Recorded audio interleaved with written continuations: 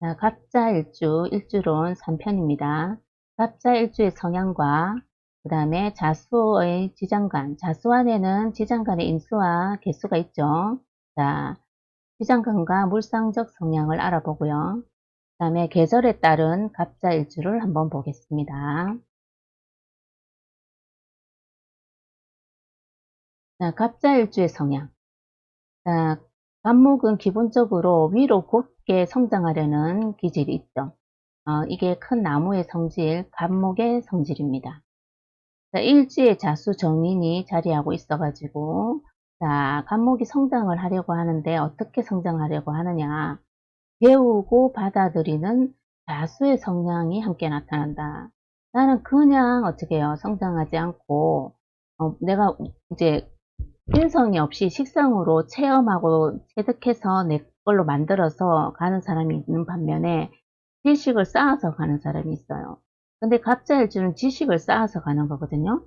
그래서 갑목이 성장하기 위해서, 갑목 일간이 성장하기 위해서는 배우고 받아들이는 다수의 성향, 배워서 가겠다, 그냥 가진 않겠다 이거죠. 자, 정인이 긍정적으로 이제 작용을 하면 새로운 것을 배우고 받아들이는 힘이 좋으며 공부나 경험을 통해 얻은 지식을 자신의 것으로 만들어 내가 성장하는데 도움을 이제 받을 수 있게끔 하는 거죠. 그냥 하지 않겠다 이겁니다. 그래서 그 자신의 것으로 만들어서 성장하는 성향을 보여요.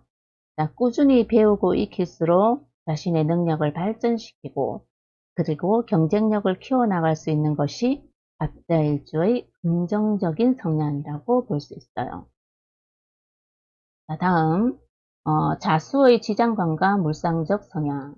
자, 자수의 지장간에는 우리가 자수를 봤을 때는 지장간에서 개수를 위주로 보지만은 그죠? 자수는 천간에 내려오면 개수죠.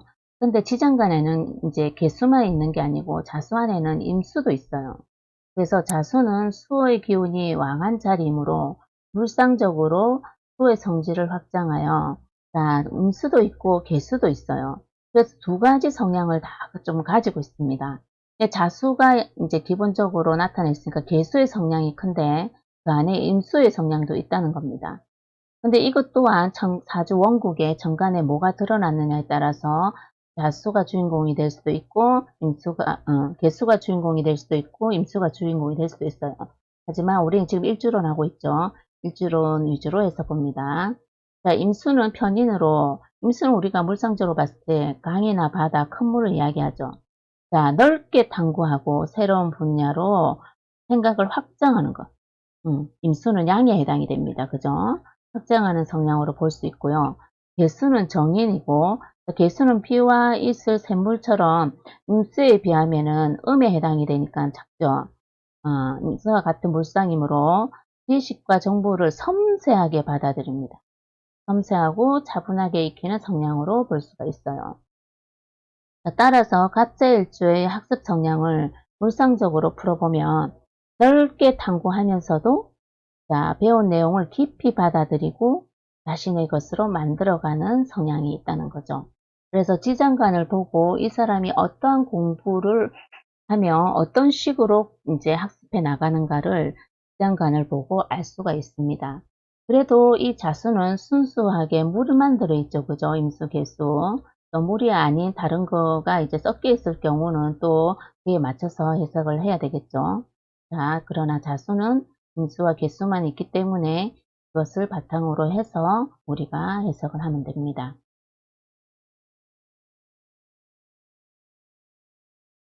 자, 그리고 자, 이 중요합니다. 자, 계절에 따른 갑자일주, 계절에 따른 자, 봄의 갑자일주. 봄에는 목기가 왕성한 계절이죠. 자, 자수가 계속 수세목을 하면 어떻게 됩니까? 목의 기운이 지나치게 왕해지죠. 그래서 이때 자수의 역할을 우리가 살펴봐야 되고요. 자, 여름의 갑자일주.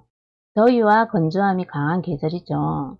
자, 이때 자수가 감목에 이제 수생목을 하는 거죠. 그죠? 수분을 공급하고 뜨거운 열기를 조절하는 데 있어서 이때의 자수는 중요한 역할을 합니다. 이때의 자수는. 자, 가을의 갑자일주를 볼게요. 가을은 금기가 강한 계절이죠. 금기가.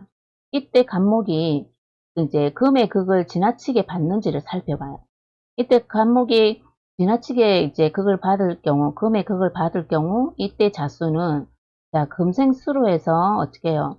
금의 어떤 살벌한 기운을 이제 빼내주죠. 설계해주죠. 그러면 이제 간목이 바로 금극목을 받지 않게끔 이렇게 해주니까는 이때 자수는 이제 그런 부분에 있어서 좋은 역할을 해요. 우리가 살인상생, 살인상생하죠.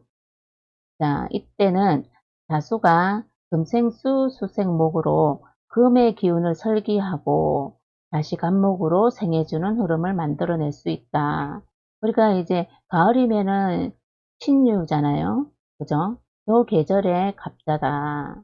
그랬을 경우에 이제 간목은 힘이 없어요. 그죠? 그래서 금생수로 이렇게 돌려주는 것이 좋죠. 자, 겨울에 갑자일주. 후기가 왕하죠. 그리고 차가운 계절입니다. 이때 만약에 자수까지 있으면 한기가 더욱 강해지죠. 이때의 자수는 좋은 역할을 하기가 조금 어렵습니다. 안 그래도 추운데 추위에 추위를 더해주는 거죠. 그죠? 자, 이때 우리가 좀 조우적으로 봐야 될 게 있어요. 자, 겨울에 갑자일주는 술을 더 보충하는 것보다 뭐가 있어야 되겠어요? 이 자수, 어, 자수가 지금 얼어 있죠. 얼어 있는데 간목이 이렇게 올라와 있는 거예요. 자, 얼어붙은 간목을 따뜻하게 해동해주는 화의 역할이 중요한 시기죠. 그래서 겨울에 갑자일주는 주변에 그 화가 있는지를 좀 봐야 돼요. 그래서 우리가 어쩔 때는 이게 잠깐 볼까요?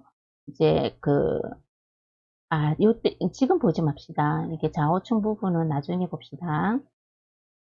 자, 같은 수라도 여름에는 간목을 살리는 소중한 물이 될 수 있지만 겨울에는 오히려 한기를 더해줄 수 있습니다. 이랬어요. 그렇죠. 그래서 우리가 계절별로 이렇게 봄, 여름, 가을, 겨울을 이렇게 살펴보았어요. 네. 각자 일주에 이제 내용을 굉장히 많이 담았어요. 그래서 1편, 2편, 3편으로 구분을 했거든요. 너무 길게 하면 우리 선생님 지루하실 수 있을까 싶어서 이렇게 구분을 했으니까 이제 편한 시간에 한번 영상을 한번 보세요. 네, 수고하셨습니다.